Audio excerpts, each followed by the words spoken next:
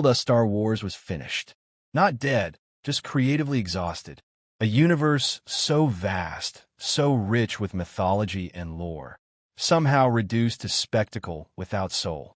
Film after film, show after show, the franchise staggered forward like a wounded giant, still capable of dazzling the eye, but no longer capable of breaking the heart or challenging the mind. And then Andor happened, and everything changed. For 2 seasons, Tony Gilroy delivered something no one believed Star Wars could produce anymore. A slow-burning, politically ferocious, emotionally devastating portrait of what it truly cost to light the first spark of rebellion against an all-consuming empire. No lightsabers flashing in every frame. No Jedi dropping from the sky to save the day. Just people. Flawed, frightened, furious people, grinding through the brutal machinery of oppression until something in them finally refuses to be ground down any further. Andor didn't just raise the bar for Star Wars. It picked the bar up and threw it into orbit. Critics called it one of the greatest science fiction television series ever made. Full stop. No asterisk, no qualification. Fans who had abandoned Star Wars entirely came crawling back. Even people who had never cared about this universe sat down and watched, transfixed, because what Andor was really telling them was a story about power, resistance, sacrifice, and the terrifying weight of history. A story about right now, dressed in the costume of a galaxy far, far away. When it ended, the question hanging over every Star Wars fan was the same devastating one. How do you follow that? How does Lucasfilm look at what Andor accomplished and find the courage, the discipline, the raw creative ambition to attempt something equally worthy?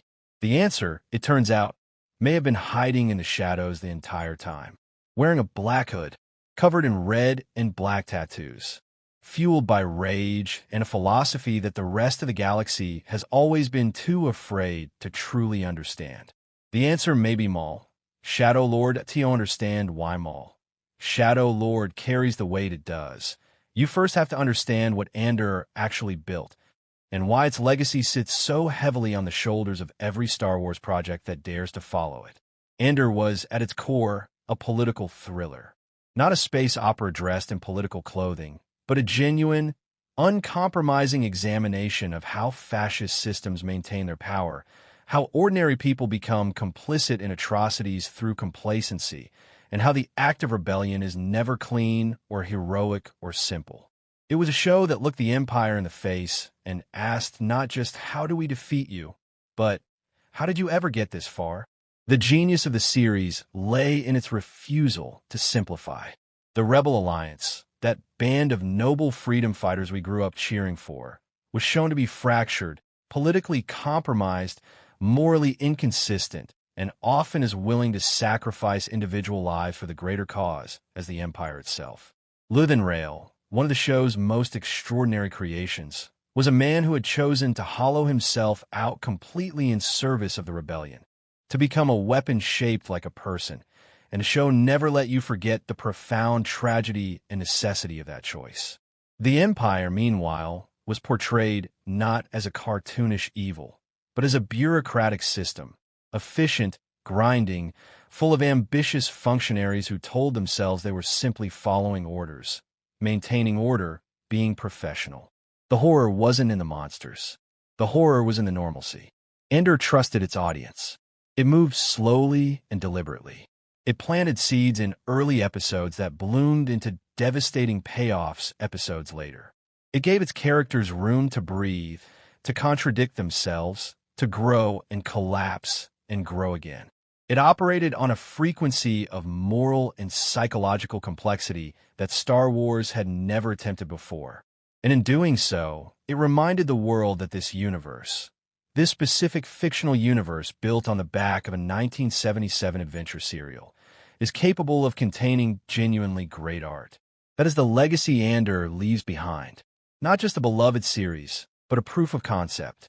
A demonstration of what Star Wars can become when creative ambition is allowed to run free of the obligation to be safe or familiar or comfortable. The honest truth, the one that every Star Wars fan has turned over in their hands like a stone they can't quite put down, is that the franchise has been stumbling for the better part of a decade. The sequel trilogy, Episodes 7, 8, and 9, arrived with enormous promise and left an enormous wound. The Force Awakens stirred nostalgia beautifully, but offered little that was genuinely new. The Last Jedi, arguably the most daring and philosophically interesting of the three, divided the fanbase so severely that the division itself became the story. And The Rise of Skywalker retreated so completely from the ideas The Last Jedi had introduced that it felt less like a conclusion and more like an act of corporate panic dressed in a Millennium Falcon costume. On the streaming side, the Disney Plus era began brilliantly with The Mandalorian, a quiet, slow-paced Western built around the chemistry between a bounty hunter and an infant. And then, emboldened by that success, Lucasfilm opened the floodgates. The Book of Boba Fett arrived and struggled to justify its own existence. Obi-Wan Kenobi offered glimmers of emotional depth buried beneath inconsistent pacing and uneven production. She-Hulk, no wait. Wrong universe. But you understand the sentiment. Even the entries that worked, like parts of the Clone Wars revival, the Ahsoka series, and the second season of The Mandalorian, demonstrated a franchise operating in fits and starts, capable of brilliance, but unable to sustain it across a coherent creative vision. And then came Andor, arriving not with a fanfare of nostalgia bait or action set pieces, but with the quiet, confident energy of a storyteller who had something real to say and the patience to say it properly. Andor didn't just succeed. It rebuked. It stood at the front of the room and demonstrated, without cruelty but with devastating clarity, exactly what the other projects have been missing. The question now is whether Lucasfilm can carry what Andor taught them forward, not just in a live action, but into animation as well. Because animation, as Star Wars has proven time and again with the Clone Wars and Rebels, is not a lesser medium. It is a different one, with its own extraordinary potential for depth, complexity, and emotional power. And Maul, Shadow Lord, is arriving with every intention of proving that point all over again. Darth Maul is one of the most fascinating and, for a long time, criminally underused characters in the entire Star Wars mythology. He arrived in The Phantom Menace as pure visual spectacle. Horned, tattooed, double-bladed lightsaber spinning in the air, a living symbol of the Sith's return. He said almost nothing. He needed to say almost nothing. He was fury incarnate, a predator dressed in darkness. And in his brief scenes, he communicated everything essential about what a Sith warrior represents. Absolute commitment, absolute lethality, absolute devotion to a philosophy of power that the Jedi Order could barely bring itself to acknowledge. And then Obi-Wan cut him in half, and the story seemed to end. Except it didn't, because the Clone Wars brought him back, not as spectacle, but as a person. A deeply broken, psychologically shattered, fiercely intelligent person who had survived the unsurvivable through sheer, burning, all-consuming hatred. And the more the animated series explored Maul, the more extraordinary he became. He was not simply a villain. He was a man who had been shaped into a weapon from childhood, who had served a master who never saw him as anything more than a tool, who had been discarded and left to go mad in a junkyard of a planet, and who had clawed his way back to something like himself through the only force available to him, rage, and the Sith philosophy that told him that rage was power. Maul, Shadow Lord, picks up that thread and follows it into entirely new territory. The series focuses on the period in which Maul, having broken free of his master Shadow and his brother's limitations, forged his own criminal empire. The Crimson Dawn, the network of underworld organizations he bent to his will, the galaxy's criminal infrastructure that he reshaped into a tool for his own purposes. It is a story about what happens when someone trained as a weapon decides to become a general. What it looks like when a Sith, half abandoned by the philosophy that formed him, tries to build something rather than simply destroy. The tone, from everything that has emerged about the series, is exactly as dark and uncompromising as that premise demands. This is not Star Wars for children. It is Star Wars for adults who want their science fiction to ask serious questions about power, identity, loyalty, and what it means to carve out an existence in a universe that has given you every reason for bitterness. It is, in other words, exactly what Andor was, And it may be something even more philosophically daring, because its central character is not a rebel fighting against tyranny, but a man who is the tyranny, and who is not entirely wrong about everything he believes. There are superficial similarities between Andor and Maul, Shadow Lord, and then there are the deeper ones. The structural and philosophical resemblances that suggest both series are drawing from the same well of creative ambition. Begin with tone. Andor was a show that refused to let its audience off the hook emotionally. It asked you to sit with discomfort, to hold contradictions without resolving them, to care about characters who made terrible choices and understand why they made them without excusing the consequences. Maul, Shadow Lord, operates on the same principle. Its central character is a man who built a criminal empire, who has blood on his hands that will never wash off, and whose worldview is rooted in a philosophy that the conventional Star Wars narrative has always cast as evil. The series does not appear to be interested in rehabilitating Maul in the traditional sense. It is interested in understanding him, which is a far more ambitious and uncomfortable creative goal. Then there is the matter of long-form narrative structure. One of Andor's greatest achievements was its willingness to unfold slowly, to invest entire episodes in establishing context and character before allowing plot mechanics to drive events forward. The series understood that audience investment is built through specificity, through details of character psychology, environment, and history that accumulate over time into something that feels genuinely lived in. Maul, Shadow Lord, appears to be constructed on the same principle, following Maul's empire building across an extended arc that prioritizes depth over pace. The philosophical dimension is where the comparison becomes most electrifying. Andor was, beneath its thriller mechanics, a deeply philosophical series about the ethics of resistance, about what justifies violence, what sacrifices are too great, what happens to the people who become the infrastructure of a revolution they may not live to see. Maul, Shadow Lord, engages with an equally profound set of questions, but from the opposite angle. Where Andor asked what it means to resist a corrupt power, Shadow Lord asks what it means to be that power, to have a philosophy that sees strength as the only honest currency in a universe that kills the weak, and to have that philosophy produce something that is recognizable as civilization, however dark its foundations. This is mature Star Wars storytelling in the truest sense. Not mature because it contains violence or moral ambiguity as aesthetic flourishes, but mature because it refuses to resolve its central questions with easy answers. Perhaps the most extraordinary thing Maul, Shadow Lord, promises is a genuine, substantive examination of Sith philosophy on its own terms. Not as a cautionary tale, not as a corruption narrative, but as an internally coherent worldview that happens to be in irreconcilable conflict with the Jedi's vision of the Force. The Sith code, peace is a lie. There's only passion. Through passion I gain strength. Through strength I gain power. Through power I gain victory. Through victory my chains are broken, has always existed in Star Wars as a kind of dark mirror to the Jedi teachings. But it has rarely been treated as something a thinking person might actually believe, rather than simply a manifesto of villainy.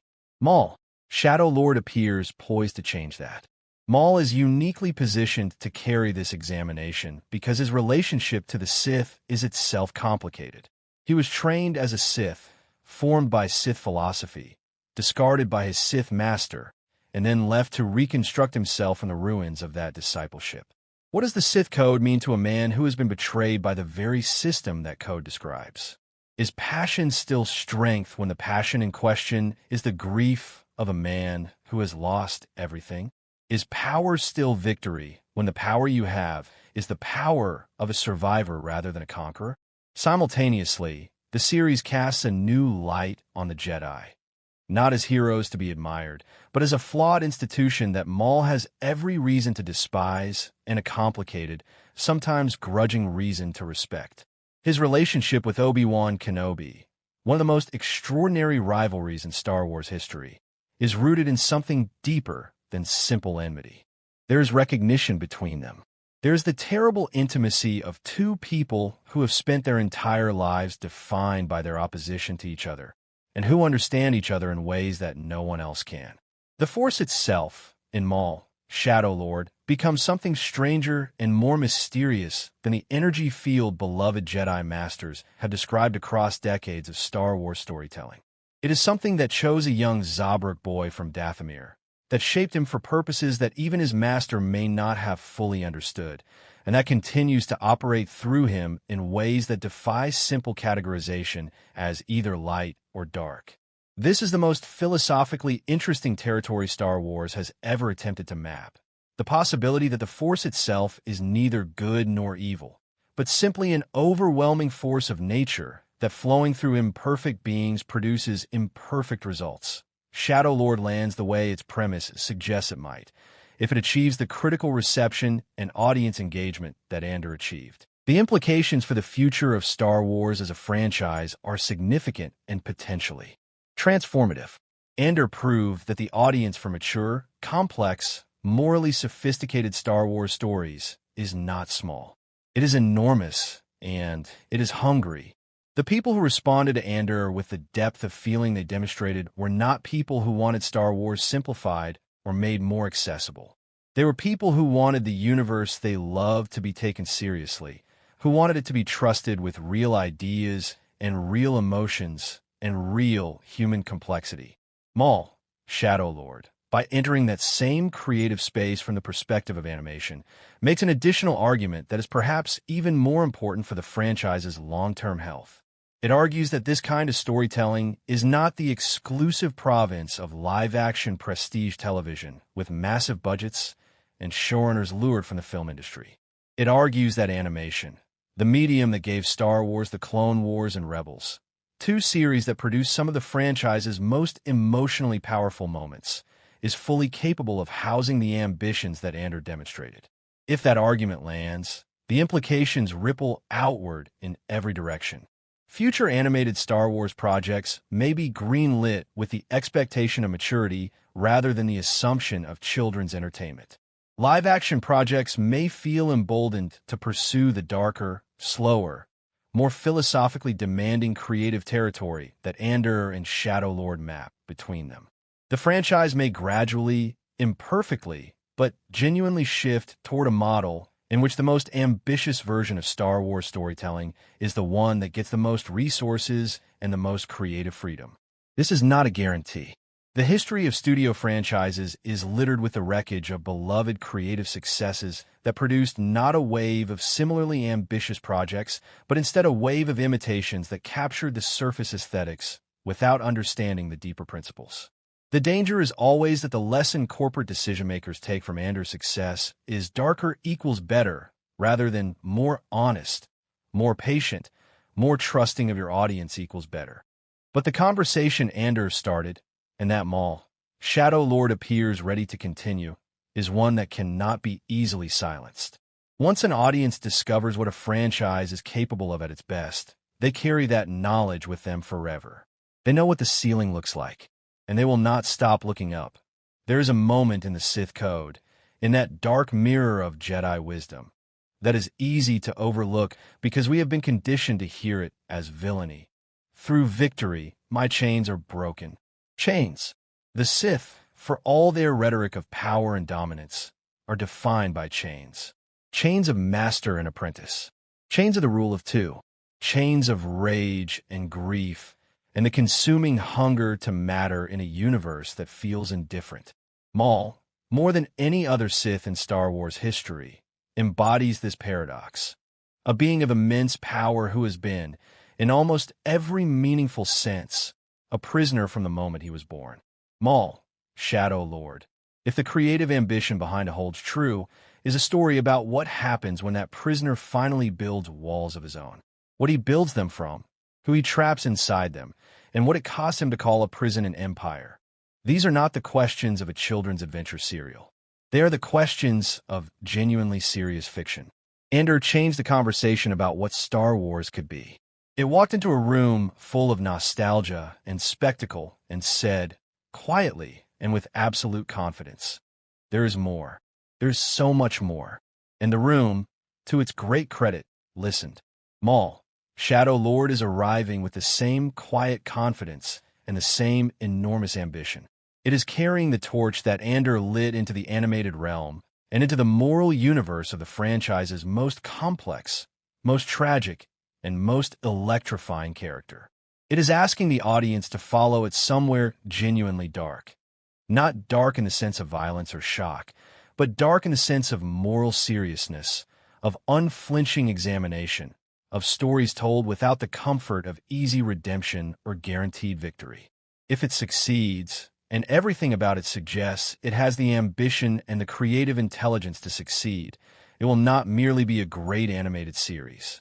It will be proof that Andor was not an anomaly, that the mature, philosophically daring, emotionally complex version of Star Wars is not a one-time miracle, but a direction. A new frontier that the franchise is finally, after decades of playing it safer than its universe deserves, willing to explore. A long time ago, in a galaxy far, far away, they told us that there is no emotion, only peace. Maul would tell you that peace is a lie. And Maul, Shadow Lord, may be about to prove that, in the realm of great storytelling, he has a point.